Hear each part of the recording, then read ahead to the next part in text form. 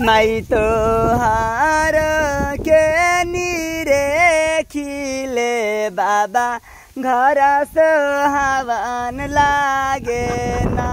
होते भिनु सारा बेटी चली जाइबू अपन घर पराया होले ना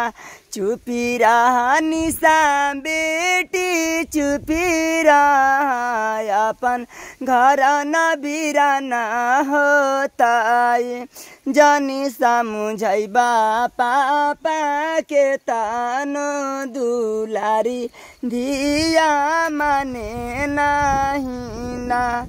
एकायोरी बैठले नहीं हरा लोगा एका आयोरी सासुरा गे नौसिन गवाई खाली हम अकेले बारी गए सब दिन खाली दाचिया रे घरे होते भिनु सिकाउन गली गवाई छिन बुढा में से गली होते भिनु सारा बेटी लगाना इमन पूर्वा वाली दादर वाली कोलुआ वाली सोचाली ना आई ढाब वाली औ महंथिनी चाची कर ए मापरी त खपरी फोर पे के हंस रही माई गे माई इस त खपरी फोड़ देली माई गे माई सब देखे ना छौ सिरावा त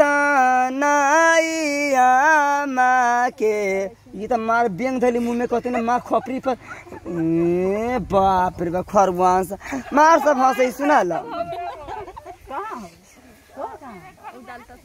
हाँ डालते तो चल जाते माइल पर सब छप से जाई